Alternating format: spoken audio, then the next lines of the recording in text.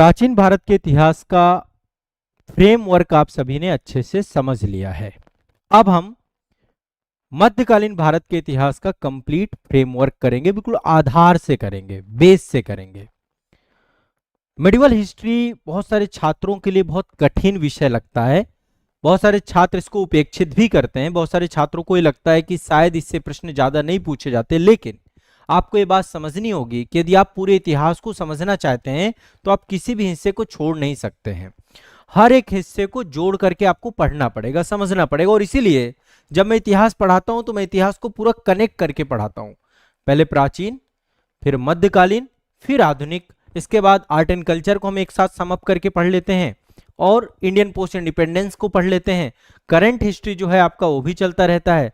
World history आपका एक अलग सेगमेंट है, उसका भारत के इतिहास से जुड़ाव जरूर है, लेकिन भारत के इतिहास से अलग विषय वस्तु है। उसमें यूरोप, अमेरिका और अन्य देशों के इतिहास पे भी हम ध्यान देते हैं। तो आज के सेशन में हम मध्यकालीन भारत के इतिहास का फ्रेमवर्क समझेंगे और समझने का प्रयास करेंगे कि किस तरीके से हर्षवर्धन के शासनकाल के बाद कन्नौज हर्षवर्धन के समय ही शासन सत्ता का एक केंद्र बना। उसके बाद जब पूर्व मध्यकाल आया, मध्यकालीन भारत के इतिहास को दो भागों में विभाजित करते हैं। मेरा आप सभी से आग्रह जरूर है, यदि आपने प्राचीन भारत का फ्रेमवर्क नहीं पूरा समझा है तो एक बार समझ लीजिएगा। डिटेल सेशन हमने इस पे किया है, डिटेल में एक एक बात मैंने आपको समझाई है। आप पूरी विषय वस्तु को एक बार अच्छे से समझ के आगे बढ़िएगा। मैं एक बार कनेक्ट करूंगा दोनों को। प्राचीन काल का जो अंतिम काल है वो है गुप्तोत्तर काल। गुप्तोत्तर काल में कई सारे वंश आते हैं, कई सारे वंश। गुप्तोत्तर काल में जो सबसे महत्वपूर्ण वंश था वो था पुष्यभूति वंश। नर्मदा नदी से उत्तर का जितना भी भारत था, पुष्यभूति वंश, और कन्नौज केंद्र बिंदु था, आप सभी को पता है।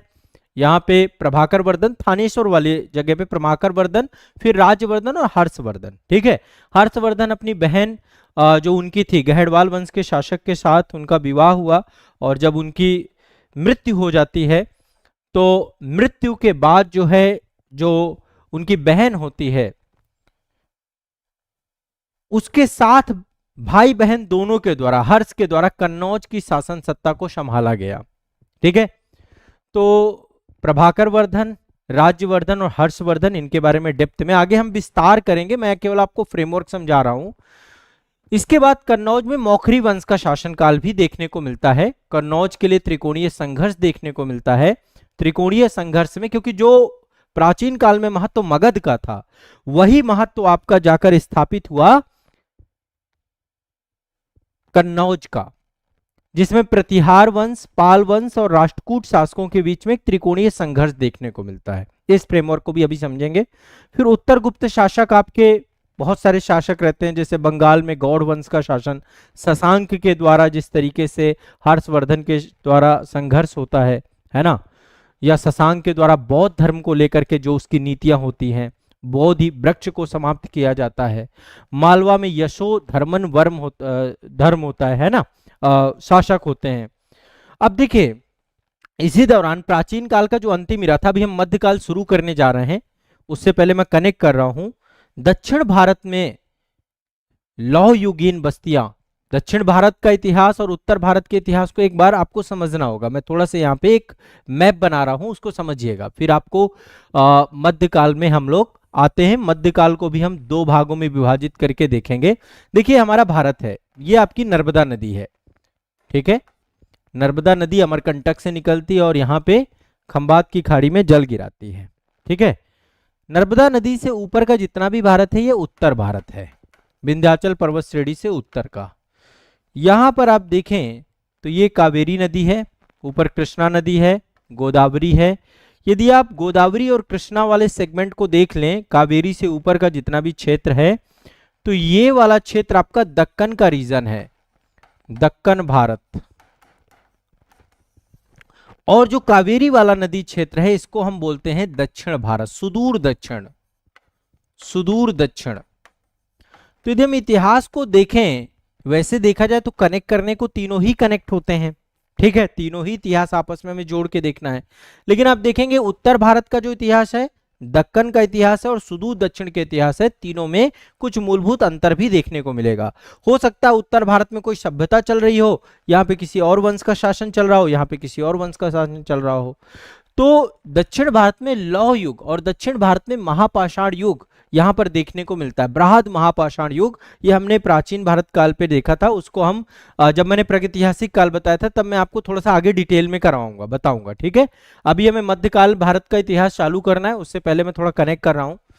महापाषाण काल जब हम देखेंगे, महापाषाण कालिक जीवन कैसा था, समाधान पद्धतियां कैसी थी, पिट सर्किल क्या है, ताबूत क्या है, पंक्तिबद्ध दीर्घ मस्ता यानी मेहरिन क्या है, वो सब हम चीजें डिटेल में देखेंगे।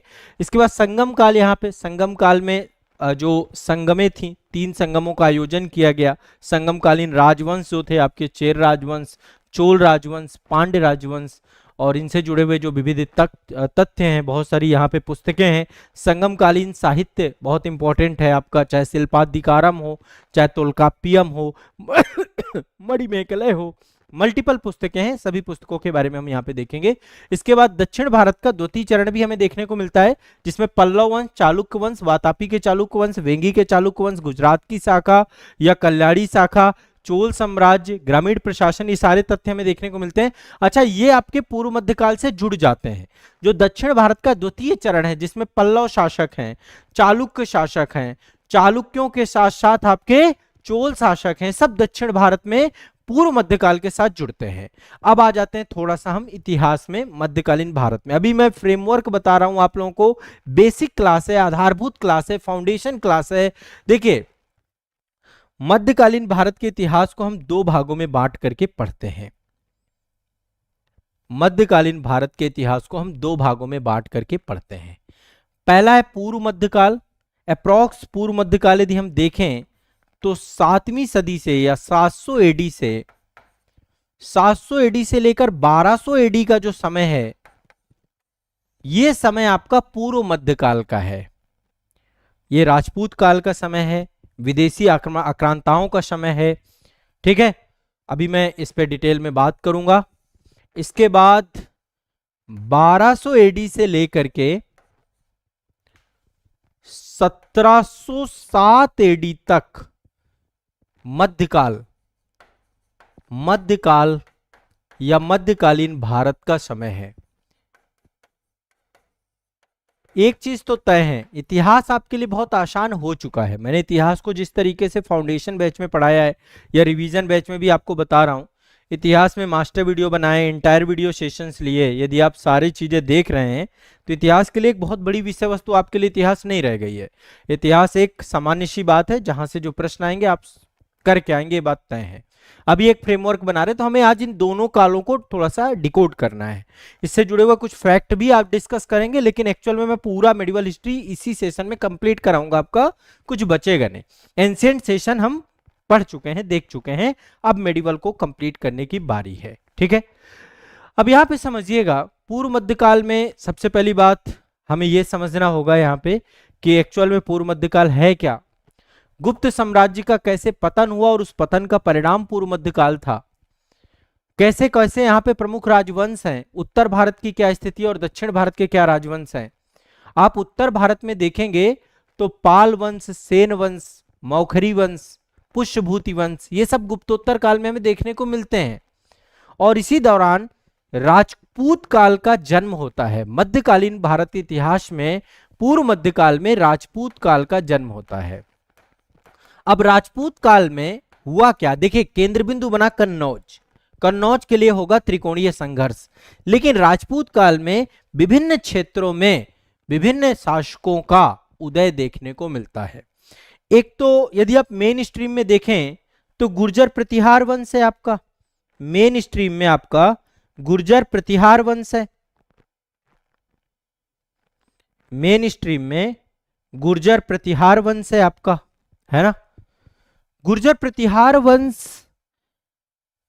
गुजरात वाले क्षेत्र से लेकर के जो दक्षिण का विभिन्न क्षेत्र था, यहां तक दिल्ली तक वाले क्षेत्र में इनका विस्तार था। गुर्जर प्रतिहार वंश का राजस्थान का भी क्षेत्र था।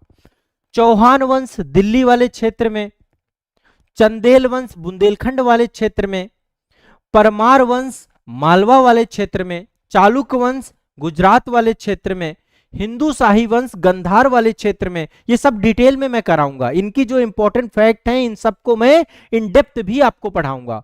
चालुक्य वंश बातापी वाले क्षेत्र में, पल्लव वंश कांची वाले क्षेत्र में, पांड्य वंश मदुरा वाले क्षेत्र में, चोल वंश चोल मंडपम वाले क्षेत्र में, राष्ट्रकूट वंश मानखेट वाले क्षेत्र में, विभिन्न क्षेत्रों में राजपूत शासकों के द्वारा यहां पर शासन स्थापित किया गया।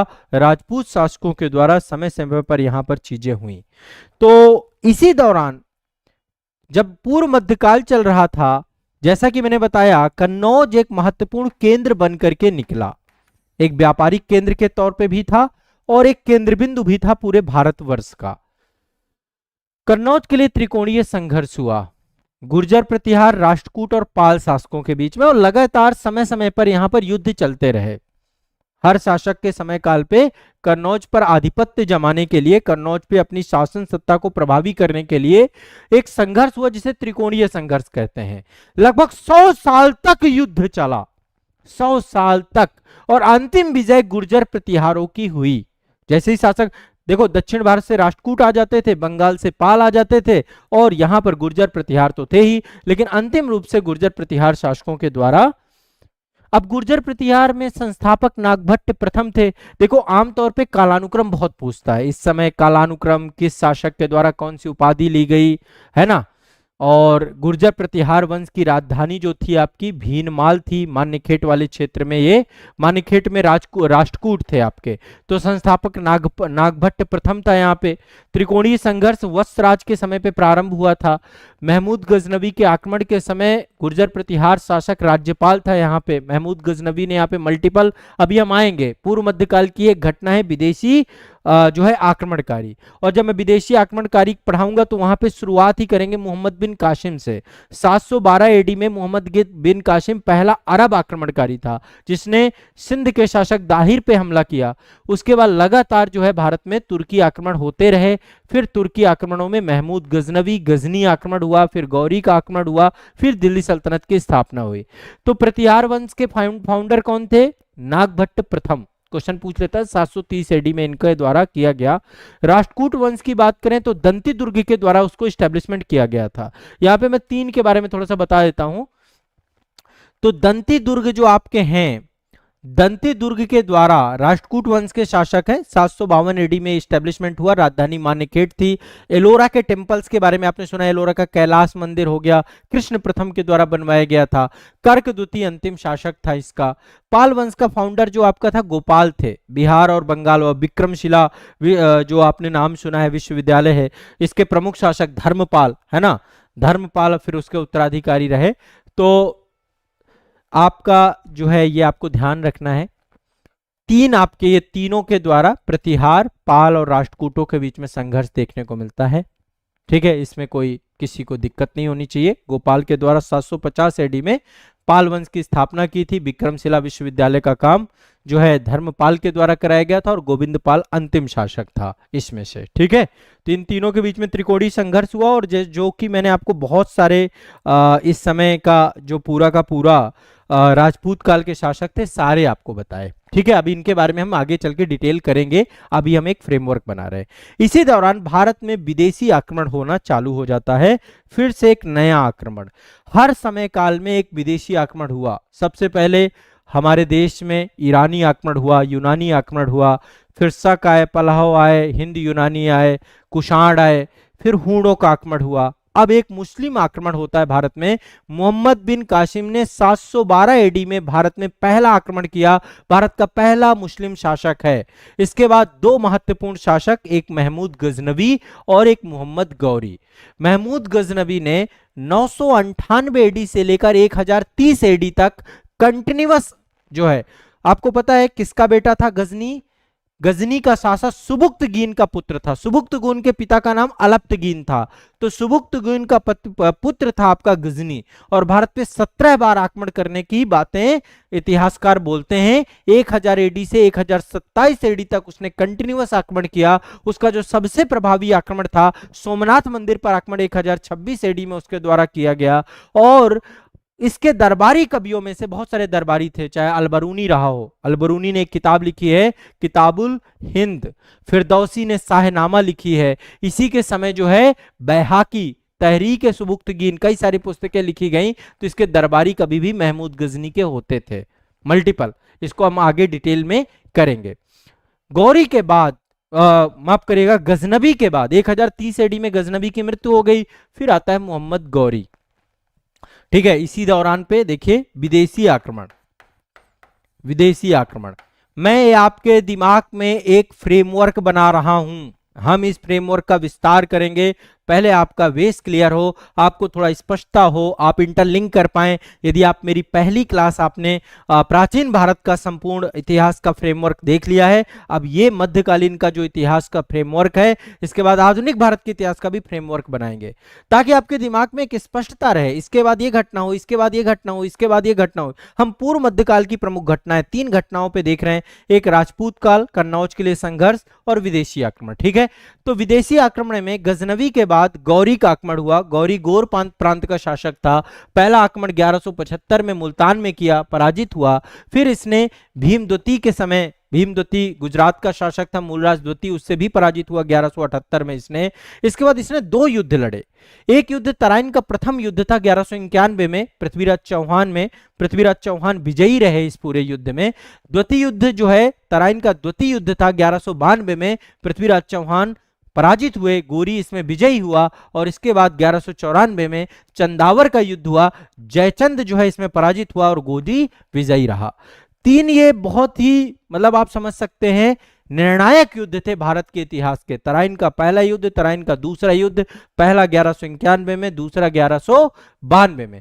तराइन का तीसरा युद्ध भी होता है, लेकिन वो इल्तुतमिश और ताजुद्दीन यल्दावज के बीच में होता है, वो 1215 में होता है, वो बाद की घटना है। तराइन का तीसरा युद्ध है ना, इल्तुतमिश और याजुद्दीन यल्दावज, ये आपके गौरी के जो है गुलाम थे दोनों के दोनों। और बाद में कुतुबुद्दीन ऐबक के बाद जो है आपका कुतुबुद्दीन ऐबक का गुलाम था इल्तुतमिश, गुलामों का गुलाम कहा जाता है, वो बात की कहानी है, उस पर हम बाद में बात करेंगे। तो एक्चुअल में विदेशी आक्रमणकारी में 3 घटनाएं थी आपकी। एक तो कासिम का आक्रमण, कासिम के आक्रमण के बाद गजनी का आक्रमण, और इसके बाद तीसरा आक्रमण गौरी का आक्रमण, ठीक है। ये विदेशी आक्रमण का इतिहास हमें पूर्व मध्यकाल में पढ़ना है।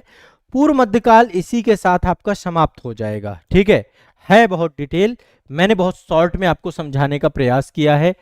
गजनी का आक्रमण मैंने आपको बताया 17 आक्रमण थे। गौरी का आक्रमण तराइन का प्रथम, द्वितीय चंदावर, राजपूत राजाओं के हार के कारण तुर्की आक्रमण का प्रभाव क्या पड़ा भारत में, और इसके बाद दिल्ली सल्तनत की स्थापना हो जाती है। दिल्ली सल्तनत मध्यकाल में आता है, मध्यकालीन भारत के इतिहास में है आपका दिल्ली सल्तनत। 2 चीजें देखनी है हमें यहाँ पे।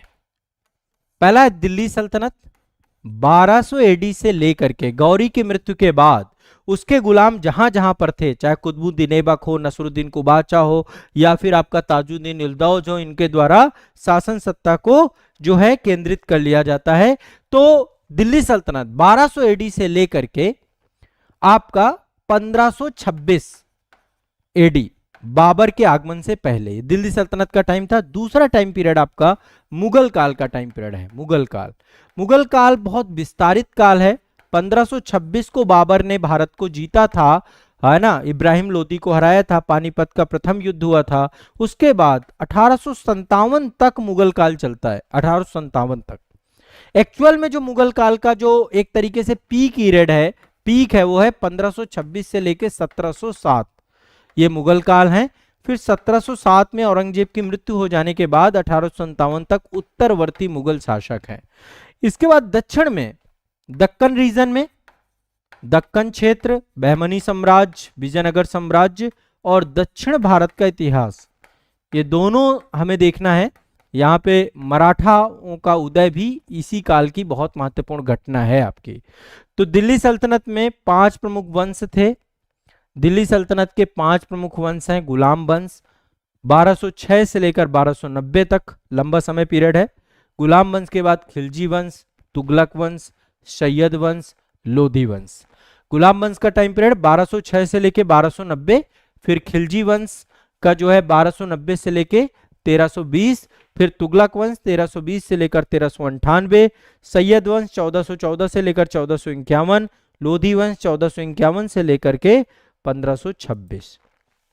ठीक है, ये पूरा एक टाइम पीरियड है, टेन्योर है, क्रम से आपको पता होना चाहिए। गुलाम वंश को ममलूक वंश भी कहते हैं, दास वंश भी कहते हैं, फिर खिलजी वंश, इसके बाद तुगलक वंश, सैयद वंश, लोधी वंश। ठीक है, अब देखो गुलाम वंश के यदि हम शासकों की बात करें तो आपको पता है कि इसका जो एग्जैक्ट फाउंडर है वो कुतुबुद्दीन ऐबक है ना। 1206 से लेके 1210 लंबे समय तक ये नहीं रहा। इसके बाद आपका आराम शाह आता है, कुछ समय के लिए आराम करने के लिए, 6 महीने का शासनकाल रहता है आराम शाह का। फिर इल्तुतमिश आ जाता है, इल्तुतमिश का शासनकाल लंबा रहता है। इल्तुतमिश को गुलाम वंश का वास्तविक संस्थापक कहते हैं, 1211 से लेकर 1336 तक।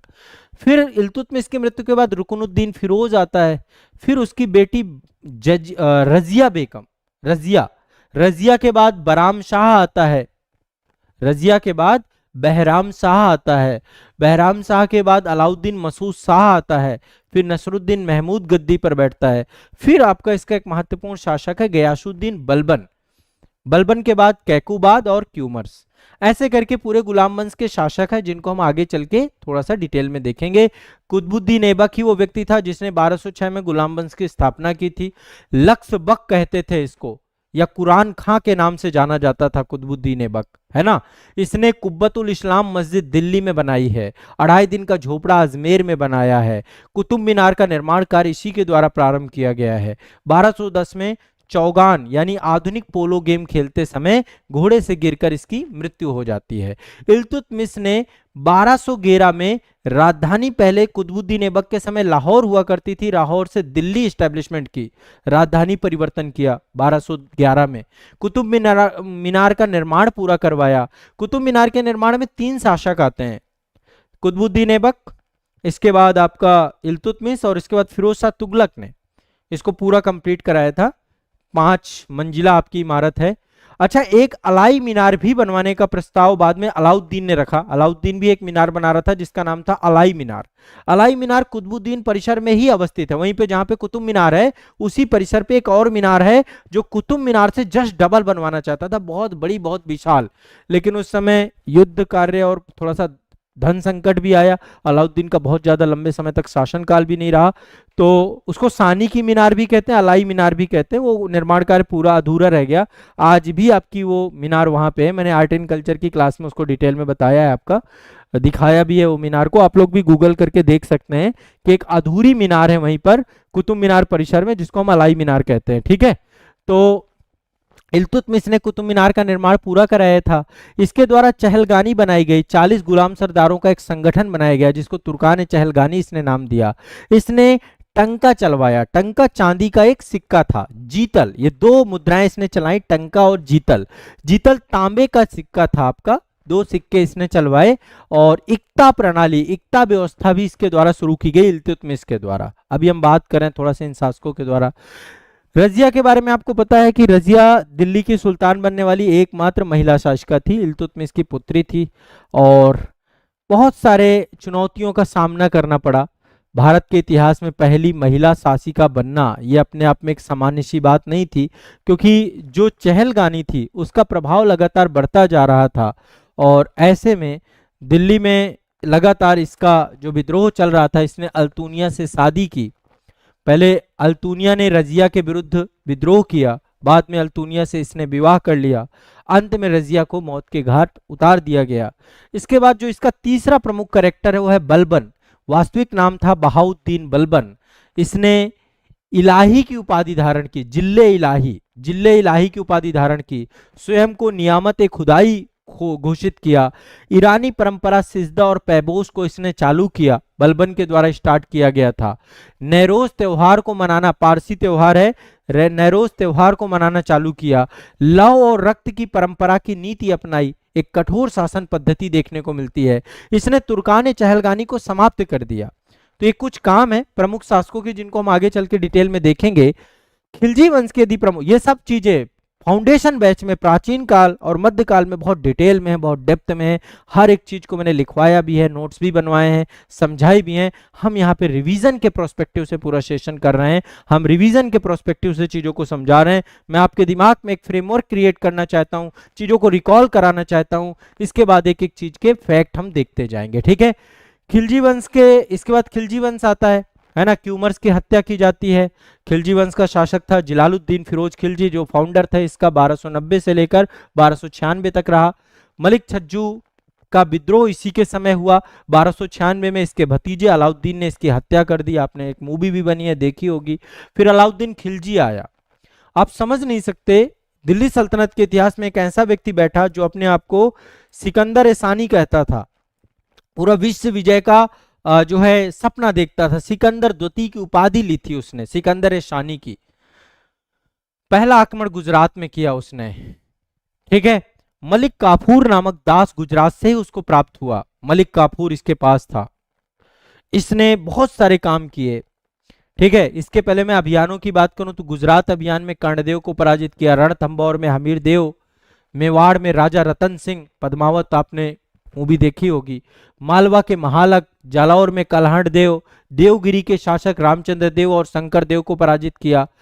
वारंगल में प्रताप रुद्र देव द्वितीय थे, द्वार समुद्र में बीर बल्लाल तृतीय था, मदुरै में बीर पांड्य था। इन सबको अलाउद्दीन ने पराजित किया।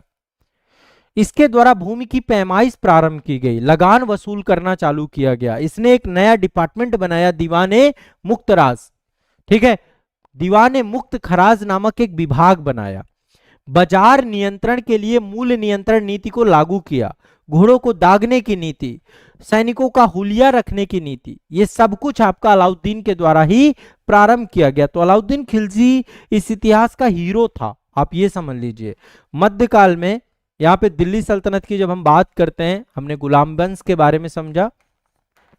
गुलाम वंश थोड़ा थोड़ा मैं आपको क्लू दे रहा हूं ताकि आपके ये दिमाग में एक तस्वीर बने। फिर हम खिलजी वंश की बात कर रहे हैं। खिलजी वंश, तो अलाउद्दीन खिलजी ने भूमि की पैमाइश करा करके लगान वसूल किया, है ना। एक डिपार्टमेंट बनाया, दीवान मुक्त खराज, ठीक है। बाजार नियंत्रण और मूल्य नियंत्रण नीति लागू किया, घोड़ों को दागने, सैनिकों का हुलिया रखने की नीति इसी के द्वारा प्रारंभ की गई। और अंतिम शासक जो है खिलजी वंश का नसरुद्दीन खुसरो शाह था, ठीक है। इसके बाद एक प्रमुख वंश आता है दिल्ली की गद्दी पे, तुगलक वंश। तुगलक वंश के फाउंडर का नाम है गयासुद्दीन तुगलक। तुगलक वंश, ठीक है। तुगलक वंश 1320 में गद्दी पर बैठा गयासुद्दीन तुगलक, इसने तुगलक वंश का संस्थान, इसने उदारता की नीति अपनाई, ठीक है। इसने तुगलकाबाद नामक नगर का निर्माण करवाया, नहरों का निर्माण कराने वाला पहला सुल्तान गयासुद्दीन तुगलक ही था आपका। इसके बाद इसका बेटा आया, कहते हैं बेटे ने ही गयासुद्दीन तुगलक को मार दिया। इसके बाद इनका बेटा आया जूना खां। जूना खां को मोहम्मद बिन तुगलक के नाम से जानते हैं, उलूक खां के नाम से भी इसको जानते हैं। इसने बहुत सारे काम किए, हर काम इसका उल्टा ही गया, हर निर्णय इसका गलत साबित हुआ। इसने दोआब में कर वृद्धि की तो वहां अकाल पड़ गया। राजधानी को दिल्ली से दौलताबाद, देवगिरी स्थानांतरित की, वापस राजधानी लानी पड़ी। इसने टोकन मनी चलाई, सांकेतिक मुद्रा चलाई, बाद में उसको भी चलन से बाहर करना पड़ा। इसने खुरासान अभियान किया, इसने कराचिल अभियान किया। सारे काम उल्टे सुल्टे होते गए। तो पहले इसने दोआब में टैक्स वृद्धि की, फिर राजधानी परिवर्तन कराया, सांकेतिक मुद्रा चलवाई, खुरासान कराचिल अभियान कराया। ये इसकी मतलब अदूरदर्शी नीति का ही परिणाम था कि हर बार ये असफल होता रहा। इसने एग्रीकल्चर डिपार्टमेंट के लिए दीवाने अमीर को ही नामक एक जो है अलग से एक पूरा का पूरा विभाग बनाया, डिपार्टमेंट बनाया एग्रीकल्चर के लिए। इसके समय काल में इब्न बतूता भारत आया था और इब्न बतूता को सुल्तान ने दिल्ली का काजी नियुक्त किया। मोरक्को का यात्री था इब्न बतूता, तो इब्न बतूता तुगलक के समय आया, मोहम्मद बिन तुगलक का शासनकाल था, ठीक है। 1333 में मोरक्को यात्री भारत आया था और इसका एक ग्रंथ है इब्न बतूता का रेहला, याद रखिएगा, रेहला से भी क्वेश्चन पूछ लेता है। बहुत महान शासकों में से यदि देखें तो फिरोज शाह तुगलक का नाम भी आता है तुगलक वंश के शासकों में, ठीक है। और इसके द्वारा बहुत सारे काम किए गए। एक तो सिंचाई कर लगाया गया, सिंचाई कर का नाम था हाके सर्ब। हाके सर्ब लगाने वाला दिल्ली का पहला सुल्तान आपका बना ये। और इसने एक आपका लोक निर्माण विभाग की स्थापना भी की थी। मतलब पीडब्ल्यूडी आप सभी देखते हैं ना, वर्तमान में आपका सीपीडब्ल्यूडी सेंट्रल गवर्नमेंट का रहता है और पीडब्ल्यूडी स्टेट गवर्नमेंट की भी रहते हैं। तो लोक निर्माण विभाग की स्थापना की। इसके कई सारे ऐसी नीतियां भी हैं, जैसे ब्राह्मणों पर जजिया कर लगाने वाला पहला शासक है। इसको सल्तनत काल का अकबर भी कहा जाता है। इस्लामी कानून के द्वारा 4 टैक्स इसने लगाए, खराज, खम्स, जजिया और जकात। ये 4 जो है इस्लामी टैक्स हैं जो देने चाहिए, उसको इसने लगवाया। इसने नए बहुत सारे शहर बनवाए, फतेहाबाद बनवाया, हिसार इसके द्वारा इस्टेब्लिशमेंट किया गया हरियाणा में, फिरोजपुर, जौनपुर, फिरोजाबाद, जौनपुर अपने भाई जूना खां के याद पे इसने करवाया था। ठीक है, इसके समय नए सारे डिपार्टमेंट की स्थापना हुई। दीवाने बंदगान, दीवाने बंदगान एक, इसके समय दास बहुत सारे थे, लगभग 80,000 दास स्वयं रखता था, तो एक दासों के लिए डिपार्टमेंट इसने बनाया, दीवाने बंदगान। दीवाने खैरात, दीवान उल सफा, ये सारे डिपार्टमेंट इसके द्वारा बनवाए गए। इसने एक नया सिक्का चलवाया जिसका नाम था ससगनी। ससगनी सिक्का भी फिरोज शाह तुगलक के द्वारा ही चलवाया गया था। आप सभी लोग एक बार मुझे सुनते जाइएगा, यदि आपने पढ़ रखा है तो आपको रिवीजन में टाइम नहीं लगेगा। मैं बहुत शार्प और बहुत फास्ट रिवीजन करवा रहा हूं, आपके दिमाग में एक फ्रेमवर्क बनवा रहा हूं। ठीक है, तो फिरोज शाह तुगलक एक महत्वपूर्ण शासक था और अंतिम शासक आया नसरुद्दीन महमूद। नसरुद्दीन महमूद तुगलक वंश का अंतिम शासक था। इसके समय काल पे ही सार्की साम्राज्य का जन्म हुआ। मलिक सरवर ने जौनपुर का स्वतंत्र राज्य बना दिया, है ना। इसके शासन काल में ही 1398 में तैमूर अलंग ने दिल्ली पर आक्रमण किया और तैमूर अलंग के आक्रमण के परिणाम स्वरूप तुगलक वंश समाप्त हो जाता है। एक नए वंश का स्वरूप देखने को मिलता है जिसको हम बोलते हैं सैयद वंश। दिल्ली में एक बहुत कम कार्यकाल है इनका, सैयदों का। सैयद वंश का संस्थापक था खिज्र खां। तैमूर अलंग का सेनापति था। तैमूर अलंग इसको शासक बना के गया यहाँ का। और इस वंश का अंतिम शासक था अलाउद्दीन आलम शाह। जब हम थोड़ा सा डिटेल में देखेंगे तो एक एक शासक को हम देखने का प्रयास करेंगे, कोई दिक्कत वाली बात नहीं है। इसके बाद अगला वंश आता है जो सल्तनत काल का अंतिम वंश होता है, जिसका नाम है लोदी वंश। लोदी वंश के शासकों का शासनकाल आता है।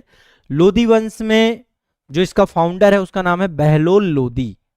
याद रखिएगा, लोदी वंश के फाउंडर का नाम है बहलोल लोदी और इसने बहलोल नामक सिक्का चलवाया था। बहलोल लोदी ने बहलोल नामक सिक्का चलवाया 1451 से 1479 तक। लोदी वंश का संस्थापक था ये आपका बहलोल लोदी। जौनपुर राज्य को जीत करके दिल्ली सल्तनत में इसने मिला लिया। ठीक है, जौनपुर राज्य को जीत करके दिल्ली सल्तनत में मिला लिया। सिकंदर लोदी इसके बाद आया 1479 से 1517। सिकंदर लोदी दूसरा आपका मतलब रहा, बहलोल लोदी के बाद सिकंदर लोदी।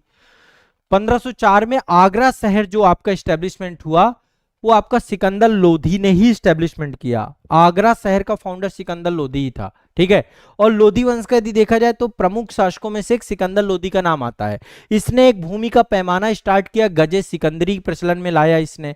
इसके शासनकाल में आयुर्वेदिक ग्रंथ का फारसी में अनुवाद हुआ। गजे सिकंदरी नाम से ही उसका फारसी में अनुवाद इसने करवाया। इसके बाद ये मतलब चूंकि बड़ा विद्वान शासक था तो गुल रूपी नामक उपनाम से कविताएं भी लिखता था सिकंदर लोधी। मान विद्या के ग्रंथ लज्जत सिकंदर शाही की रचना भी की इसने। तो बहुत विद्वान शासकों में से सिकंदर लोधी का नाम आता है। लेकिन बस ये है कि कई जगह पे जो सबसे बड़ी समस्या निकल के आती है कि एक कम्युनल शासक के तौर पे भी इनकी छवियां बनी हुई हैं। हिंदू धर्म के प्रति इनकी अच्छी नीति नहीं थी, इस कारण से एक बड़े शासक महान शासकों में इनकी गणना नहीं की जा सकती है।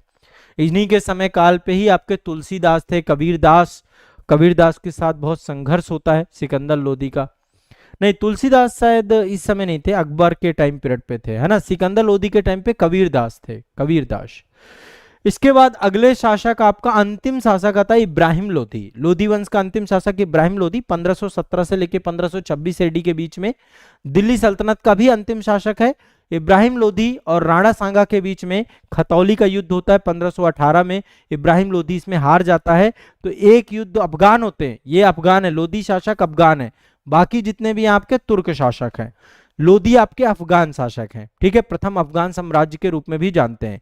तो एक खतौली का युद्ध भी होता है। खतौली का युद्ध इब्राहिम और राणा सांगा के बीच में होता है, 1518 एडी में होता है। इब्राहिम लोधी और बाबर के बीच में पानीपत का प्रथम युद्ध होता है 1526 एडी में। ठीक है। तो पानीपत के प्रथम युद्ध में इब्राहिम लोदी पराजित होता है और मारा जाता है, और यहीं से लोदी वंश समाप्त हो जाता है, लोदी वंश का खात्मा हो जाता है। ठीक है। अब देखिए सल्तनत काल का पूरा स्वरूप काफी बड़ा है। कब से चालू होता है? 1200 एडी से लेके 1526 एडी, और लगभग 5 वंश आते हैं: गुलाम वंश, खिलजी वंश, तुगलक वंश, सैयद वंश, लोदी वंश। प्रमुख शासकों के बारे में मैंने डिस्कस किया। इस समय प्रमुख प्रशासनिक अधिकारी थे जिनके अलग अलग डिपार्टमेंट थे, जैसे वजीर वित्त विभाग का प्रमुख होता था, आरिज मुमालिक सैन्य विभाग का प्रमुख होता था, दीवान इंसा व दबीर रशातल शाही पत्र विभाग का अधिकारी होता था। दीवान रशातल जो आपका था विदेश विभाग का भी अध्यक्ष होता था, विदेश विभाग भी इसके पास होता था। काजी ए कुजात न्याय विभाग का हुआ करता था। वरीद मुमालिक गुप्तचर विभाग का अध्यक्ष होता था।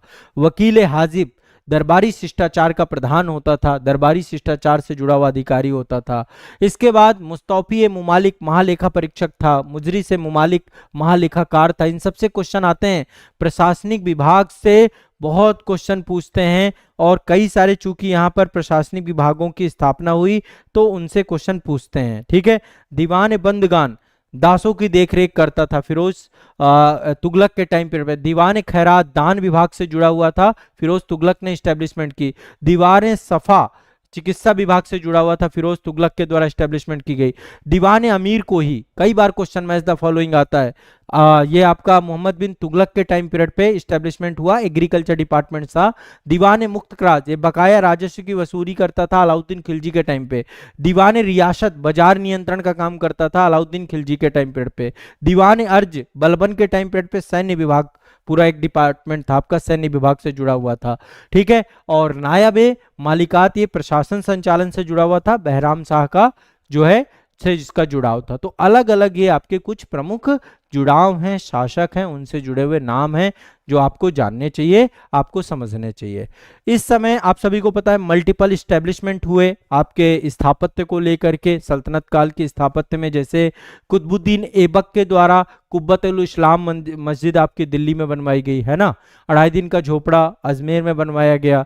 कुतुब मीनार का निर्माण दिल्ली में करवाया गया। इल्तुतमिश ने भी कई सारे काम कराए, उसने कुतुब मीनार का निर्माण पूरा करवाया। साथ ही सुल्तानगढ़ी का किला मकबरा है इसका, दिल्ली में बनाया गया। मदरसा ए मुज्जी दिल्ली में बनाया गया। बलबन का मकबरा दिल्ली में है। लाल महल बलबन के द्वारा बनाया गया, ये भी दिल्ली में है। अलाउद्दीन खिलजी ने 2-3 काम करा, एक तो अलाई दरवाजा दिल्ली में अवस्थित है आपका, और हजार सितुन ये भी दिल्ली में अवस्थित है। हजार सितुन भी दिल्ली में आपका अवस्थित है। इसके अलावा मोहम्मद बिन तुगलक ने अलाउद्दीन के समय जमात खाना मस्जिद भी आपकी बनवाई गई थी दिल्ली में। मोहम्मद बिन तुगलक के टाइम पे शेख निजामुद्दीन औलिया का मकबरा बनवाया गया दिल्ली में। आदिलाबाद का किला बनवाया गया दिल्ली में। इब्राहिम लोदी ने सिकंदर लोदी का मकबरा दिल्ली में बनवाया। ये कुछ आपका है। इसके समय इस समय काल में साहित्य लेखन पे भी बहुत काम किया गया। किताबुल हिंद या तहकीक हिंद आपकी अलबरूनी की पुस्तक है।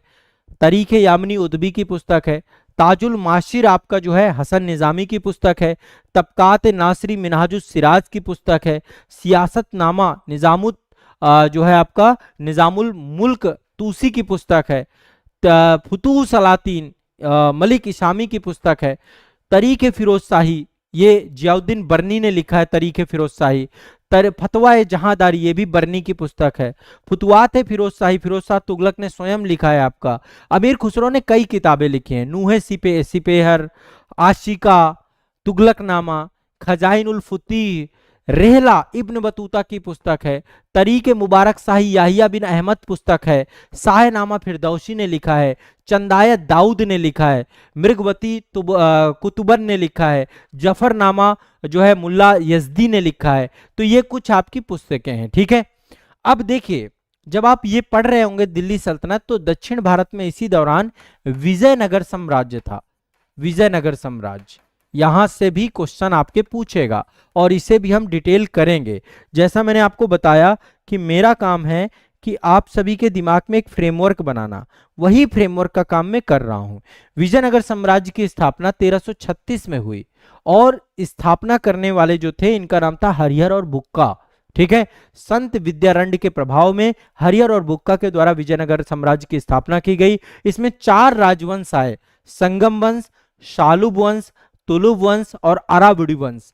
वर्तमान नाम हम्पी है विजयनगर साम्राज्य का। हम्पी में आप देख रहे हैं अभी होयलेश्वर मंदिर या विभिन्न वहां पे यूनेस्को की वर्ल्ड हेरिटेज साइट आपकी अवस्थित है, इस्टेब्लिशमेंट है। तो विजयनगर साम्राज्य में 4 वंश आए आपके, संगम वंश, सुलुभ वंश, तालुब वंश, आर्यभट्ट वंश। संगम वंश का टाइम पीरियड 1336 से लेकर 1385 था। हरिहर और बुक्का जो है प्रमुख शासक थे आपके, हरिहर प्रथम, बुक्का प्रथम, हरिहर द्वितीय, विरूपाक्ष, बुक्का द्वितीय, है ना, देवराय, देवराय द्वितीय, देवराय बड़े प्रमुख शासक थे, मल्लिकार्जुन, विरूपाक्ष, तो इनके बारे में आगे देखेंगे हम लोग। सालुब वंश का जो फाउंडर थे उनका नाम था नरसिंह सालुब। इन्हीं के समय एक शासक था नरसा नायक। फिर तालुब वंश आया, कृष्णदेव जो है इसमें वीर नरसिंह के द्वारा एस्टेब्लिशमेंट किया गया तालुब वंश को। तो देखिए पहले आपका संगम वंश है विजयनगर साम्राज्य में, हरिहर और बुक्का के द्वारा एस्टेब्लिशमेंट किया गया, ठीक है। फिर सालुब वंश है, सालुब वंश के हैं नरसिंह, नरसिंह सालुब, ठीक है, नरसिंह सालुब के नाम ही सालुब वंश है। तालुब वंश के शासक हैं, फाउंडर हैं वीर नरसिंह। इसी में कृष्णदेव राय बड़े प्रमुख शासक थे, कृष्णदेव राय, अच्युत राय, वेंकट द्वितीय, सदाशिव राय, ये कुछ प्रमुख शासक हैं। और अंतिम वंश है आपका आराविडु वंश, ठीक है। आराविडु वंश के फाउंडर थे तिरुमल, तिरुमल, श्रीरंगम प्रथम, वेंकट द्वितीय, श्रीरंगम द्वितीय, रामदेव, वेंकट तृतीय, श्रीरंगम तृतीय। आपको डिटेल में पढ़ना है तो डिटेल में मैंने पढ़ाई है, ठीक है। और इस समय की जो प्रमुख घटनाएं थी विजयनगर साम्राज्य की, अलग अलग घटनाएं अलग अलग समय काल पे हमें समझनी होगी। एक विजयनगर साम्राज्य में जो शासक थे कृष्णदेव राय थे, है ना। हजारा राम स्वामी मंदिर व विट्ठल स्वामी मंदिर का निर्माण कृष्णदेव राय ने करवाया था, ठीक है। नागलपुर नामक नगर कृष्णदेव राय के द्वारा बसाया गया था। जनवरी 1565 में तालीकोटा का युद्ध होता है, और तालीकोटा के युद्ध को ही राक्षस तांगड़ी युद्ध भी कहते हैं, गांव था वहीं युद्ध होता है। और इसमें बीजापुर, अहमदनगर, गोलकुंडा, वीदर राज्यों ने आपका जो है एक संघ बनाया और विजयनगर साम्राज्य को पराजित किया। तालीकोटा युद्ध या राक्षसी तांगड़ी का युद्ध, अथवा इसको बन्नी हट्टी का युद्ध के नाम से भी जाना जाता है। तो इस युद्ध में विजयनगर साम्राज्य जो है पराजित हो गया। राम राय नेतृत्व कर रहे थे और विजयनगर साम्राज्य मल्टीपल भागों में विभाजित हो गया, ठीक है। तो ये आपको समझना है। विजयनगर साम्राज्य का पहला शासक हरिहर प्रथम था, ठीक है। और ये भी आपको दिमाग में बैठा के रखिएगा, कुमार कंपन के द्वारा मदुरा की जब विजय की गई, उसके उपलक्ष्य में उनकी पत्नी गंगा देवी के द्वारा मदुरा विजयम नामक ग्रंथ लिखा गया। इसी समय एक उपाधि है जो बड़ी प्रमुख उपाधि है, बुक्का प्रथम ने वेद मार्ग प्रतिष्ठा पत्र, वेद मार्ग प्रतिष्ठा पत्र की जो उपाधि है बुक्का प्रथम ने धारण की। देवराय प्रथम और बहमनी शासक फिरोज शाह के बीच में सोनार की बेटी का युद्ध हुआ, ठीक है। देवराय द्वितीय ने, इमाड़ी देवराय भी कहा जाता है, कृष्ण देवराय को आंध्र भोज या यवन राज्य स्थापनाचार्य की उपाधि भी दी गई है। कृष्ण देवराय प्रमुख शासकों में से एक आते हैं, ठीक है। तो ये आपको समझना है। कृष्ण देवराय ने कुछ पुस्तकें भी लिखी जिसमें से अमुक्त मालदत्त और जामवती कल्याणम कुछ पुस्तकें थी आपकी, ठीक है। जब आपका विजयनगर साम्राज्य विभाजित हुआ, विजयनगर साम्राज्य के बाद बहमनी साम्राज्य भी 5 भागों में विभाजित हो गया। विजयनगर साम्राज्य पराजित हो गया राक्षसी तांगड़ी के युद्ध में। उसके बाद करीम उल्लाह की मृत्यु के बाद बहमनी साम्राज्य 5 स्वतंत्र राज्यों में बट गया। बीजापुर, ठीक है, बीजापुर में आदिल शाही थी आपकी, यूसुफ आदिल शाह यहाँ का शासक 1489 में। गोलकुंडा, यहाँ कुतुब शाही थी गोलकुंडा में। अहमदनगर में निजाम शाही थी, मलिक अहमद शाह। गोलकुंडा में कुतुब शाह था, ठीक है। वीदर में वरीद शाही थी, अमीर अली वरीद था यहाँ का शासक। और बरार में इमाद शाही थी, फतेह उल्लाह इमाद शाह यहाँ का शासक था, ठीक है। तो आदिल शाही वंश में इब्राहिम आदिल शाह द्वितीय को गरीबों में सहायता करने के कारण से अबला बाबा के नाम से भी जानते हैं। अबला बाबा किसको कहा जाता है? आदिल शाही वंश का संस्थापक आदिल शाह द्वितीय के बारे में। इब्राहिम आदिल शाह द्वितीय ने हिंदी गीत संग्रह किताब नौरस की रचना की, ठीक है। फरिश्ता इस समय था, तरीके फरिश्ता की पुस्तक जो है वो आदिल शाही वंश के समय काल पे ही आई आपकी। आदिल शाह ने ही बीजापुर में गोल गुंबद का निर्माण करवाया, गोल गुंबद यहाँ पर है ना। तो ये आपको विजयनगर साम्राज्य, बहमनी साम्राज्य, ये सब चीजें हम लोग एक बार देखेंगे, जितना इंपॉर्टेंट होगा सब देखेंगे। कुछ चीजें मैं यहाँ पे एस्टेब्लिशमेंट आपको करवा रहा हूं। इसी समय भक्ति आंदोलन का भी उदय हुआ। भक्ति आंदोलन, सूफी संत और फिर आपका पूरा का पूरा सूफीवाद और भक्ति है ना, दक्षिण भारत में भक्ति का प्रसार अलवार संतों के द्वारा किया गया, विष्णु के उपासक, नयनार संतों के द्वारा किया गया। अलवार विष्णु के उपासक और नयनार शिव के उपासक थे, इनके द्वारा ही भक्ति मूवमेंट स्टार्ट किया गया आपका। महाराष्ट्र में वैष्णव भक्ति परंपरा कायम थी। वैष्णव भक्ति के जुड़े हुए बरकरी संप्रदाय, धरकरी संप्रदाय, बरकरी संप्रदाय में विट्ठल थे जिनको बिठोआ कहते थे, कृष्ण की एक रूप की पूजा करते थे। धरकरी संप्रदाय राम की पूजा करते थे, बरकरी समुदाय कृष्ण की पूजा करते थे, है ना। बिठोआ विट्ठल कृष्ण का ही एक अवतार माना जाता है।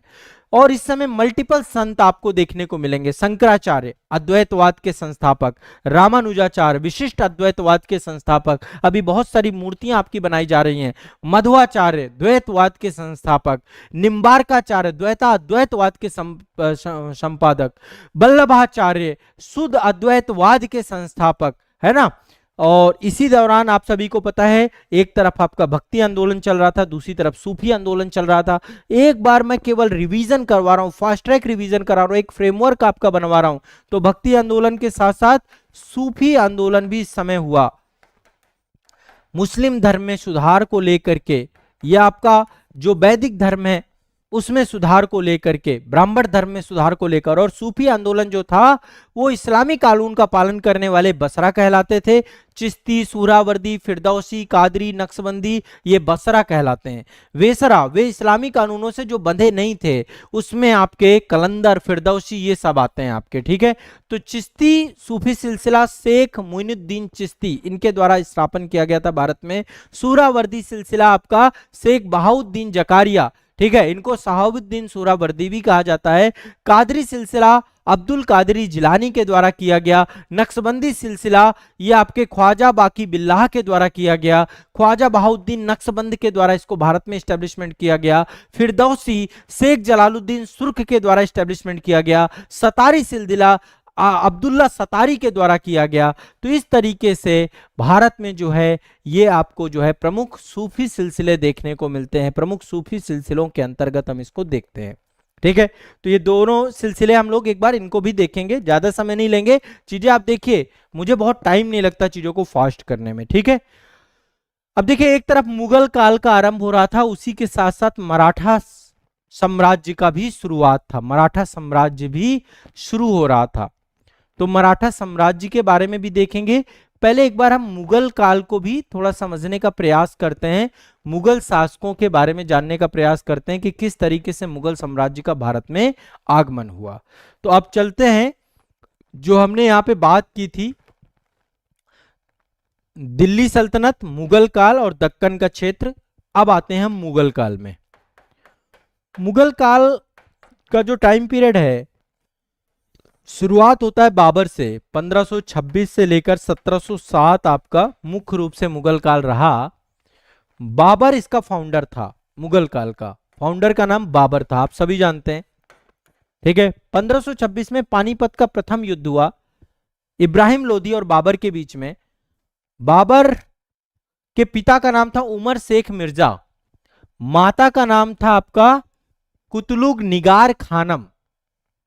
ये आपका जो है एक तरफ से तो तैमूर राजवंश से जुड़ा हुआ था और दूसरी तरफ से ये आपका जो है चंगेज मंगोल राजवंश से जुड़ा हुआ था, ठीक है। इसके पुत्र, 4 पुत्र हुए इसके, हुमायूं, कामरान, अस्करी और हिंदाल। बाबर ने एक पुस्तक भी लिखी है, तजुके बाबरी या बाबरनामा के नाम से लिखी है। बाबर जब भारत आए तो इसने कंटिन्यूअस 4 युद्ध लड़े। पानीपत का प्रथम युद्ध 1526 में 21 अप्रैल में गर्मियों के दिन लड़ा गया बाबर और इब्राहिम लोदी के बीच में, बाबर विजयी रहा। इसके तुरंत बाद खानवा का युद्ध हुआ 16 मार्च 1527 में, 1 साल बाद अप्रॉक्स, तो राणा सांगा और बाबर के बीच में हुआ, बाबर विजयी रहा। चंदेरी का युद्ध 29 जनवरी 1528 ठंडियों में लड़ा गया, अगले साल 28 में लड़ा गया, बाबर और मेदिनी राय के बीच में, बाबर विजयी रहा। घाघरा का युद्ध 5 मई 1529 गर्मियों में हुआ, बाबर और महमूद लोदी के बीच में, बाबर विजयी रहा। तो कंटिन्यूअस 4 युद्ध लड़े इसने। बाबर के बाद हुमायूं आता है। हुमायूं का जन्म 1508 में हुआ था काबुल में। 1530 में आगरा के सिंहासन पर बैठा पिता की मृत्यु के बाद दिल्ली में आप सभी को पता है हुमायूं का मकबरा है, है ना, पत्नी हाजी बेगम के द्वारा हुमायूं के मकबरे का निर्माण करवाया गया। बहन ने हुमायूं नामा की पुस्तक लिखी, गुलबदन बेगम बहन का नाम है।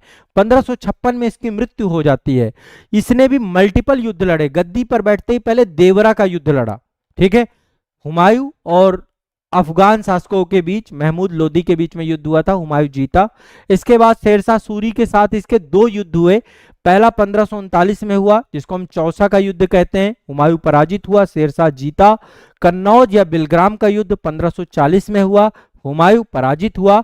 तो चौसा का युद्ध 1539 में, कन्नौज का युद्ध 1540 में, शेरशाह दोनों में ही जीता। हुमायूं को भारत से बाहर कर दिया उसने।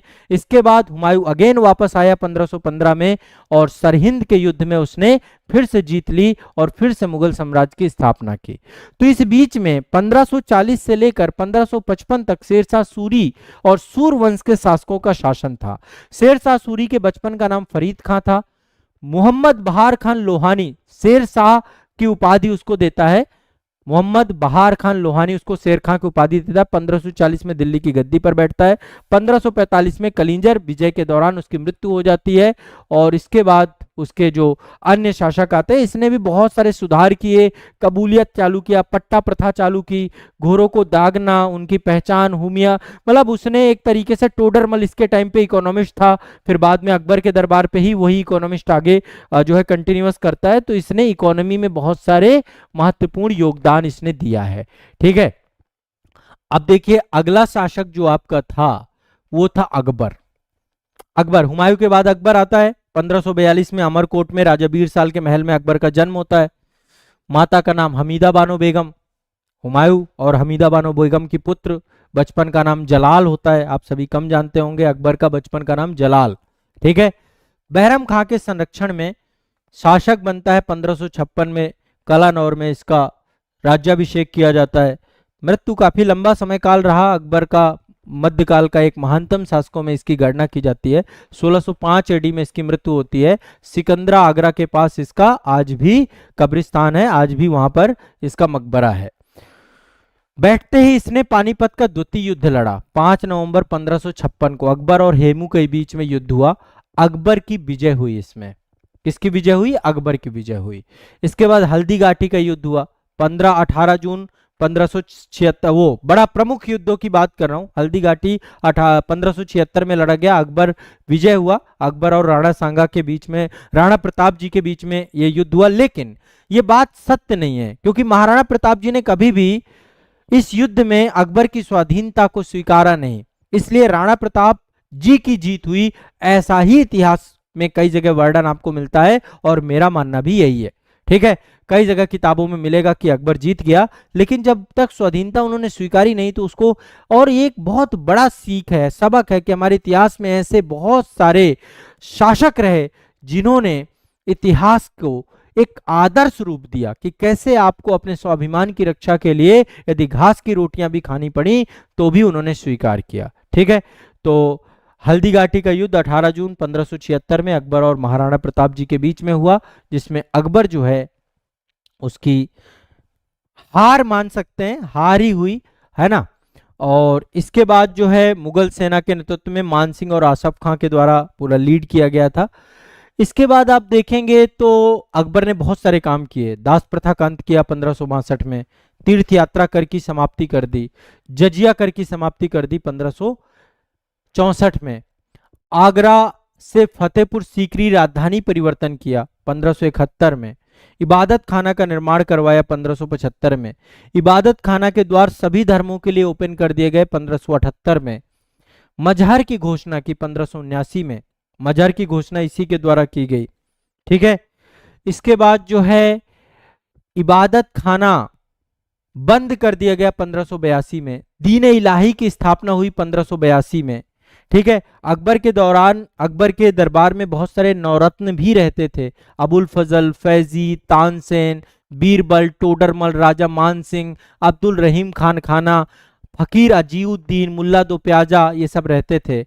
और अकबर ने मल्टीपल अभियान किए जिसमें लगातार वो जीतता गया।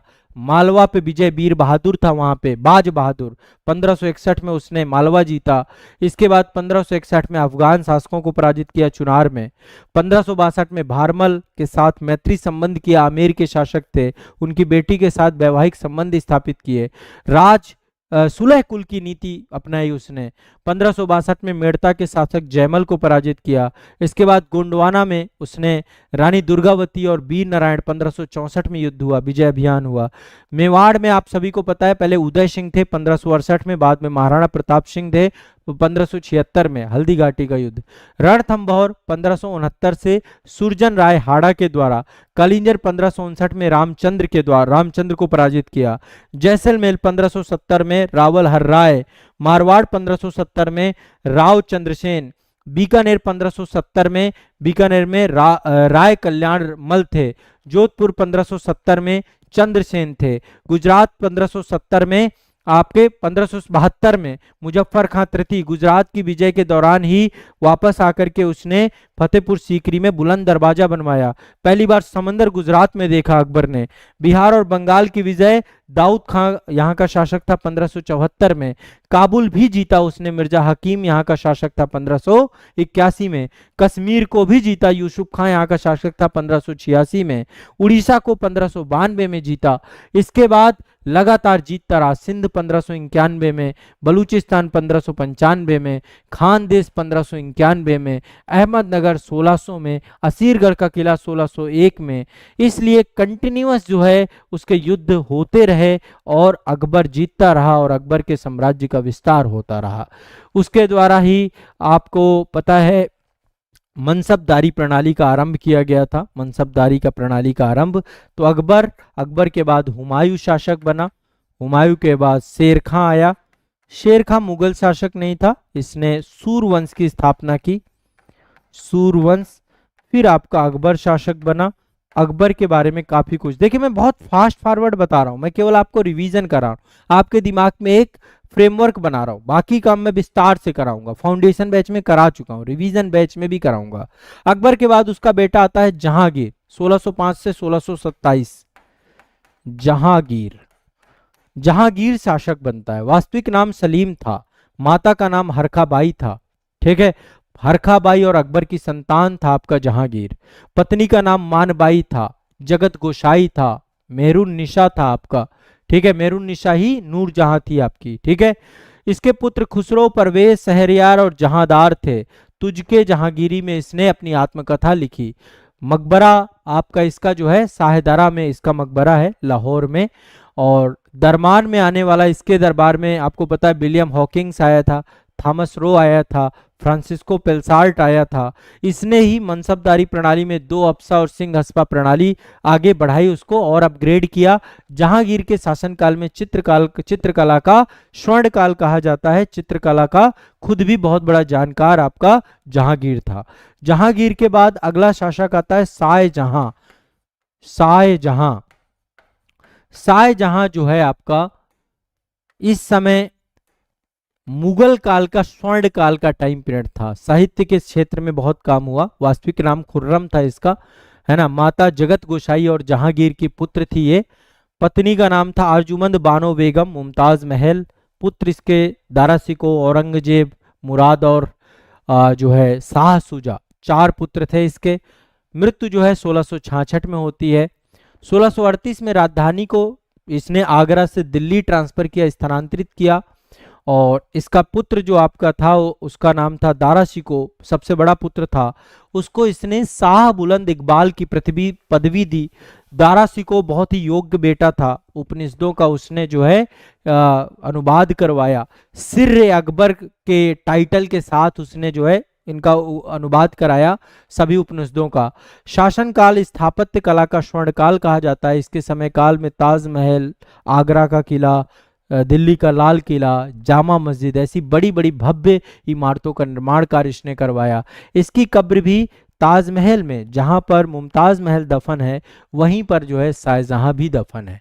इसके समय काल में उत्तराधिकार के लिए युद्ध हुए, है ना। बहादुरपुर का युद्ध आपका 1558 में शाह सुजा और शाही सेना के बीच में हुआ। यानी पुत्र आपस में लड़ गए। फिर धर्मत का युद्ध 1658 में औरंगजेब और औरंगजेब एक तरफ था और दूसरी तरफ शाही सेना थी आपकी, ठीक है। औरंगजेब के साथ जो है मुराद बख्श भी था। औरंगजेब और मुराद की संयुक्त सेना थी और दूसरी तरफ जो है आपकी कासिम खां की शाही सेना थी, ठीक है। औरंगजेब विजयी रहा इसमें। फिर सामूगढ़ का युद्ध आपका हुआ। सामूगढ़ में एक तरफ आपका औरंगजेब और मुराद की संयुक्त सेना थी, दूसरी तरफ दारा शिकोह था। औरंगजेब इसमें विजयी रहा, दारा शिकोह को मार दिया गया। फिर खजवा का युद्ध हुआ 1659 में, औरंगजेब और शाह शुजा के बीच में, औरंगजेब विजयी रहा। देवराय का युद्ध आया, दारा शिकोह और औरंगजेब। अंतिम युद्ध था देवराय का युद्ध और इसमें औरंगजेब विजयी रहा। इसके बाद अगला शासक आपका औरंगजेब बनता है, ठीक है। औरंगजेब को लेकर अभी एक फिल्म आई थी ना, छावा। औरंगजेब दरिंदा शासक, बहुत ही धार्मिक रूप से अहिष्णुण शासक, माता पिता मुमताज महल और शाहजहां का पुत्र था, ठीक है। पत्नी का नाम था इसके रबिया उद दौरानी। इसके द्वारा भी रबिया उद दौरानी का मकबरा बनवाया गया है, अहमदनगर पे बनवाया गया है। दिलरास बानो बेगम बोलते थे इसकी पत्नी को। पुत्र का नाम था मुअज्जम, मुअज्जम ही बहादुर साहब प्रथम है। कई दो तीन पुत्र थे इसके, मुअज्जम था, बहादुर साहब प्रथम, फिर मोहम्मद आजम और कामबख्श, ये पुत्र थे इसके। पहली बार 31 जुलाई 1658 में आगरा में इसने अपना राज्याभिषेक कराया और इसके बाद देवराय के युद्ध के बाद दूसरी बार 15 जून 1669 को इसने अपना दिल्ली में जो है अगेन इसने राज्याभिषेक करवाया। 1707 फरवरी में इसकी मृत्यु हो जाती है। औरंगाबाद में इसका मकबरा है। तो मुगल काल का एक तरीके से अंतिम महत्वपूर्ण शासक औरंगजेब था। बहुत सारे दक्कन अभियान चलाया इसने। मराठा शासक शिवाजी से काफी लगातार परेशान रहा ये। उनकी स्वराज्य की अवधारणा को लेकर के लगातार ये तनाव में रहा, जबरन धर्मांतरण का कार्य करवाता रहा। बहुत सारे काम जो है इसके हिंदू विरोधी थे, जजिया कर लगा दिया और जबरन धर्मांतरण इसके द्वारा करवाया गया, ठीक है। तो ये आप सभी को समझना चाहिए। मनसबदारी अकबर के द्वारा प्रारंभ की गई व्यवस्था है जिसमें मनसब में जात और सवार की विभाजन थी। 10 से लेकर 50 तक का जात के मनसब थे, 50 से लेकर 2500 तक जात के भी मनसब थे और 2500 से अधिक जात के भी मनसब देखने को मिलते हैं, ठीक है। इसके समय खालसा भूमि भी मुगल काल में देखने को मिलती है। बादशाह के नियंत्रण में खालसा भूमि हुआ करती थी। सरदारों के पास जागीर भूमि होती थी, वेतन के बदले उन्हें मिलती थी। और साथ ही मदद मास, विद्वानों और धार्मिक व्यक्तियों को अनुदान में दी जाने वाली भूमि भी थी। भूमि के कई सारे विभाजन थे। मुगल काल में राजस्व वसूली की बात करें तो बटाई के माध्यम से, जिसको हम गल्ला बख्शी प्रणाली कहते हैं, जब्ती प्रणाली, दहसाला प्रणाली, इजारेदारी या ठेकेदारी व्यवस्था, नक्श या कानकूत प्रणाली, इनके माध्यम से भी टैक्स की वसूली की जाती थी। औरंगजेब के द्वारा यहाँ पर कई सारे स्थापत्य बनवाए गए आपके, है ना। और आगरा बाबर के द्वारा भी, आगरा की मस्जिद आपकी बाबर के द्वारा बनवाई गई। अकबर के द्वारा आगरा में जो है आगरा का किला बनवाया गया, जहांगीरी महल बनवाया गया, अकबरी महल बनवाया गया, फतेहपुर सीकरी में बुलंद दरवाजा, दीवान आम, दीवान खास, जामा मस्जिद, जहांगीरी महल, मरियम महल, ये सब बनवाया गया। शाहजहां के द्वारा जामा मस्जिद, लाल किला, आगरा में मोती मस्जिद और ताजमहल। आगरा का किला अकबर के टाइम पीरियड पे बना है। औरंगजेब के द्वारा मोती मस्जिद दिल्ली में बनवाया गया। तो अलग अलग ये स्थापत्य सभी के द्वारा बनवाए गए हैं शासकों के द्वारा। मुगल काल में कई सारे पुस्तकों, साहित्य लेखन भी हुआ। बाबरनामा या तजुके बाबरी बाबर ने स्वयं लिखी। हुमायूं नामा बेदम ने लिखी, गुलबदन बेगम। ताजुल माशिर हसन निजामी की पुस्तक है। तबकात अकबरी नसरुद्दीन अहमद की पुस्तक है। तरीक शेर शाही अब्बास खां शेरवानी की पुस्तक है। आलमगीर नामा मोहम्मद काजिम की पुस्तक है। ये बात आपको दोबारा तिबारा जब आप सुनेंगे आपको याद हो जाएगा। एग्जाम टाइम पे आपको ये सेशन बहुत इंपॉर्टेंट, फ्रेमवर्क के साथ साथ मैं बहुत सारे फैक्ट और तथ्य भी बता रहा हूँ। कानून हुमायूनी ख्वांद मीर की पुस्तक है। नुक्सा दिलकुशा भीमसेन की पुस्तक है। सियार मुख्तरीन आपकी ये गुलाम हुसैन की पुस्तक है। इकबाल नामा ये जहांगीरी मोतमिद खान की पुस्तक है। शाहजहां नामा इनायत खान की पुस्तक है। चहार चमन ये आपका जो है चंद्रभान ब्राह्मण की पुस्तक है। फुतहाल आलमगीरी ईश्वर दास की पुस्तक है। और एक पुस्तक आपकी खुलासत तवारीख है, सुजान राय भंडारी की पुस्तक है। तो मुगल काल में ये प्रमुख शासक थे बाबर, हुमायूं, अकबर, जहांगीर, शाहजहां, औरंगजेब। इनके बाद उत्तरकालीन मुगल काल शासक आते हैं। उत्तर काल में पहला था बहादुर शाह प्रथम 1707 से 1712 एडी। फिर जहांदार शाह 1712 से 1713 एडी। जहांदार शाह के बाद फर्रुख सियर 1713 से 1719 एडी। फिर रफीउद्दौला, रफीउद्दर्जात, फिर मोहम्मद शाह रंगीला 1719 से 1748। ठीक है, और 1739 इसी बीच में नादिर शाह का भारत में आक्रमण होता है। फिर इसके बाद अहमद शाह शासक बनता है 1748 से 1754। इसके बाद आलमगीर द्वितीय जो है 1754 से 1759। इसी समय दिल्ली पे अहमद शाह अब्दाली का आक्रमण होता है। पानीपत का तृतीय युद्ध मराठा वर्सेस अहमद शाह अब्दाली होता है, मराठे पराजित होते हैं। आलमगीर द्वितीय के बाद शाह आलम द्वितीय 1759 से लेकर 1806 एडी तक। ठीक है, बक्सर का युद्ध होता है 1764 एडी में। इसके बाद अकबर द्वितीय अगला शासक 1806 से लेकर 1837 तक। और अंतिम शासक जो आपका रहता है बहादुर शाह जफर 1837 से लेकर 1857 तक। ये उत्तरकालीन मुगल शासक हैं जिनकी लिस्ट मैंने आपको बताई है। संभवतः आपको ये शासक समझ में आए होंगे। ठीक है, अब इनके बारे में डिटेल में डेप्थ में जानकारी हम आने वाले सेशंस में देखेंगे। ठीक है, आपको बिल्कुल टेंशन नहीं लेना है, मैं आपको सारी चीजें बताऊंगा। ठीक है, इसी दौरान मराठा साम्राज्य का भी उदय हुआ। शिवाजी इनके द्वारा मराठा साम्राज्य का शुभारंभ किया गया। शिवाजी का जन्म अप्रैल 1627 में हुआ, सिवनेर दुर्ग में हुआ। माता पिता जीजाबाई और शाहजी भोसले थे। गुरु दादाजी कोंडदेव थे। आध्यात्मिक गुरु समर्थराम दास थे। ठीक है, इनका जो राज्याभिषेक हुआ पहली बार जब इन्होंने छत्रपति की उपाधि धारण की, पहले तो जून 1774 में की, फिर इसके बाद सितंबर 1676 में, माफ करिएगा 1674 डेट वगैरह थोड़ा सा कई बार दिमाग में इतनी सारी डेटें हैं। 1674। ठीक है, तो जून 1674 में पहला राज्याभिषेक और दूसरा राज्याभिषेक सितंबर 1674 में छत्रपति की उपाधि दी। इनके पुत्र थे संभाजी राजे और राजा राम, दो पुत्र थे इनके। इनकी मृत्यु 12 अप्रैल 1680 में होती है। ठीक है, और सभी को पता है कि इनके द्वारा कई सारी महत्वपूर्ण घटनाएं घटी हैं इनके समय काल में। 1659 में अफजल खां की हत्या की इन्होंने। ठीक है, 1659 में बगनक के द्वारा अफजल खां को चीर दिया इन्होंने, बीजापुर के शासक का सेनापति था। 1663 में इन्होंने शाइस्ता खां को पराजित किया। 1664 में सूरत की लूट की इन्होंने। 1665 में पुरंदर की संधि हुई और फिर औरंगजेब की गिरफ्त में चले गए, फिर वहां से वापस आए। 1670 में दूसरी बार सूरत को लूटा। 1666 में आगरा में औरंगजेब की कैद पे काफी लंबे समय तक रहे ये। तो प्रमुख घटनाएं कुछ इनके समय देखने को मिलती हैं। और इन्होंने जो है कई सारी प्रशासनिक इकाएं, अपने पूरे प्रशासन को मल्टीपल प्रशासनिक इकाइयों में एस्टेब्लिशमेंट किया। स्वराज्य जो है छत्रपति के अंडर में आता था। महाल आपका सर हवलदार के अंडर में आता था। तरफ आपका हवलदार, मौजा, कारकुन, गांव जो था वहां पे पाटिल और पटेल होते थे। सबसे निम्न इकाई यही होती थी।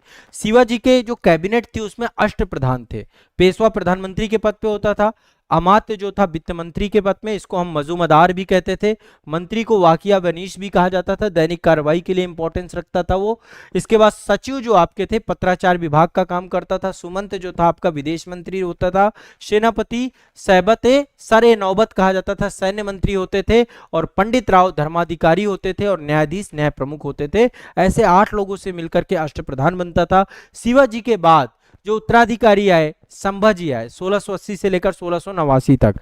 फिर राजा राम शासक बना 1689 से 1700 तक। फिर ताराबाई बनी 1700 लेकर 1707 तक। फिर साहू बना 1707 से लेकर 1749 तक। फिर राजा राम द्वितीय बना 1707 से 1777 तक। ठीक है, इसी दौरान साहू के टाइम काल से ही पेशवा का भी प्रभाव बढ़ने लगा और फिर पेशवा का पद वंशानुगत हो गया। मराठा यदि सरदारों की बात करें तो पूना में पेशवा थे, ग्वालियर में सिंधिया थे, इंदौर में होलकर थे, नागपुर में भोसले थे और बड़ौदा में गायकवाड़ जो है देखने को मिलते हैं। पेशवा के अधीन यदि हम मराठा शक्ति की बात करें तो इसी समय जब साहू का शासनकाल चल रहा था तब जो है पहले यदि हम पेशवा शासक की बात करते हैं जो सबसे महत्वपूर्ण था वो थे बालाजी विश्वनाथ। बालाजी विश्वनाथ 1317 से लेकर 1720 तक। फिर बाजीराव प्रथम आते हैं 1720 से लेकर 1740 तक। फिर बालाजी बाजीराव आते हैं, फिर माधवराव प्रथम आते हैं, फिर नारायण राव आते हैं, फिर रघुनाथ राव आते हैं, फिर माधवराव नारायण राव आते हैं, और अंतिम शासक थे जो पेशवाई में थे बाजीराव द्वितीय। ठीक है, तो बालाजी विश्वनाथ, फिर बाजीराव प्रथम, बालाजी बाजीराव, इसके बाद माधवराव, फिर नारायण राव, फिर रघुनाथ राव, फिर नारायण राव, जो है माधवराव नारायण राव, फिर बाजीराव द्वितीय। अंग्रेजों से युद्ध होता है, वसीन की संधि होती है, और फाइनली आप सभी को पता आंग्ल मराठा युद्ध होता है। आंग्ल मराठा युद्ध में पहला युद्ध 1775 से लेकर 1782 तक, दूसरा युद्ध 1803 से लेकर के 1805 तक, और तीसरा युद्ध 1717 से लेकर 1718 तक। आप सभी को पता है लगातार कई सारी संधियां अंग्रेजों के टाइम पीरियड पे होती रही हैं। पुरंदर की संधि जो आपकी थी वो तो शिवाजी के टाइम पीरियड पे हुई थी, जयसिंह और शिवाजी के बीच में हुई पुरंदर की संधि। संगोला की संधि 1750 में हुई थी, बालाजी बाजीराव और राजाराम द्वितीय के बीच में संगोला की संधि।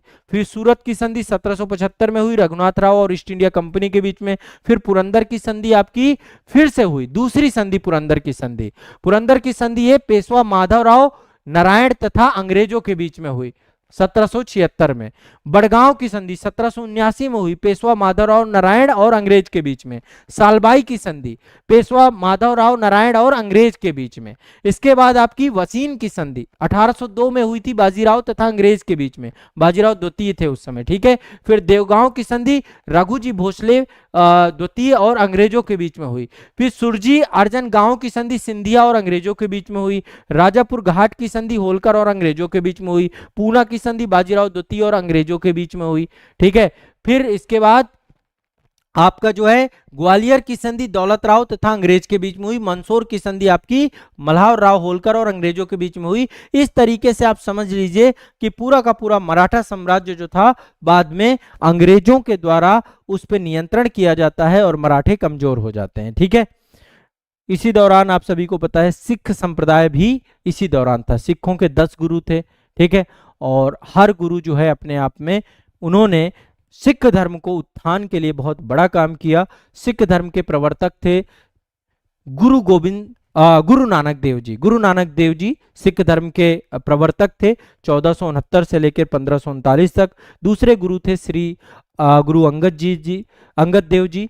तीसरे गुरु थे गुरु अमरदास जी। चौथे गुरु थे गुरु रामदास जी। पांचवें गुरु थे गुरु अर्जुन देव जी। स्वर्ण मंदिर का निर्माण गुरु अर्जुन देव जी के द्वारा ही करवाया गया। फिर गुरु गोविंद जी आए। ठीक है, अकाल तख्त का निर्माण करवाया इन्होंने। ठीक है, हर गोविंद जी अगले 6वें गुरु थे आपके। 7वें गुरु जो है गुरु हरराय जी आए आपके। 8वें गुरु आपके गुरु हरिकिशन जी आए। 9वें गुरु गुरु तेग बहादुर जी आए, और 10वें गुरु श्री गुरु गोविंद सिंह जी आए, जिनके द्वारा औरंगजेब के समय पे इनका काफी संघर्ष चला। और गुरु अंगद जी जो थे आपके दूसरे गुरु थे, इन्होंने गुरु मुखी लिपि के जन्मदाता कहे जाते हैं ये। ठीक है, तो इस तरीके से सिख धर्म भी इस समय जो है उसका स्वरूप वर्तमान में सबसे व्यापक और सबसे महत्वपूर्ण धर्मों में से एक है भारत के। और श्री गुरु नानक देव जी के द्वारा इस धर्म को, अभी आपको पता है 550वीं जयंती जो है गुरु नानक देव जी की पिछले कुछ वर्षों पहले मनाई गई थी। आज भी जो है ये धर्म जो है अपना स्वरूप विस्तार कर रहा है, और बहुत सेवा और समर्पण भावना हमें इस धर्म में देखने को मिलती है। तो ये कुछ महत्वपूर्ण बातें मेडिवल हिस्ट्री के अंतर्गत आपको पढ़नी है, जो आपकी परीक्षा के दृष्टिकोण से महत्वपूर्ण है। हमने जो है शुरुआत की थी पूर्व मध्यकाल से, फिर दिल्ली सल्तनत को भी हमने देखा। देखो मैंने अब आपका फ्रेमवर्क करवाया है, एक फ्रेमवर्क आपके दिमाग में। पहले पूर्व मध्यकाल में जो है राजपूत काल हमने देखा, कन्नौज का त्रिकोणीय संघर्ष के बारे में बात हो गई। अब आप देखिए इस क्लास को यदि 2 से 3 बार 4 बार देख लें तो आपके दिमाग में हर एक बात बैठ जाएगी, है ना। फिर इसके बाद विदेशी आक्रमण हुए, फिर हमने दिल्ली सल्तनत के 5 राजवंश, है ना। इसके बाद जो है हमने विजयनगर बहमनी साम्राज्य के बारे में भी चर्चा की, मुगल काल के बारे में चर्चा की। कंप्लीट फ्रेमवर्क पे बात हुई। फ्रेमवर्क, बेसिक वीडियो, आधारभूत वीडियो, फाउंडेशन वीडियो, ये एक सेशन था आपका। अब इसी तर्ज पे हम आधुनिक भारत को भी देखने का प्रयास करेंगे। हम अगले सेशन में आधुनिक भारत के इतिहास को भी थोड़ा समझने की कोशिश करेंगे। इसके बाद हम डिटेल में रिवीजन करना चालू करेंगे। एक बार मुझे बताइएगा आज का सेशन आपको कैसा लग रहा है, ये वाला क्या इतनी सारी जानकारी, इतने सारे फैक्ट मैंने आपको जो बताए हैं, आपके दिमाग में चीजें रुक रही हैं या नहीं? एक बार आप लोग कमेंट सेक्शन में जरूर बताइए। आगे हम कंटिन्यू करेंगे, आधुनिक भारत के इतिहास को एक एक करके देखना प्रारंभ करेंगे।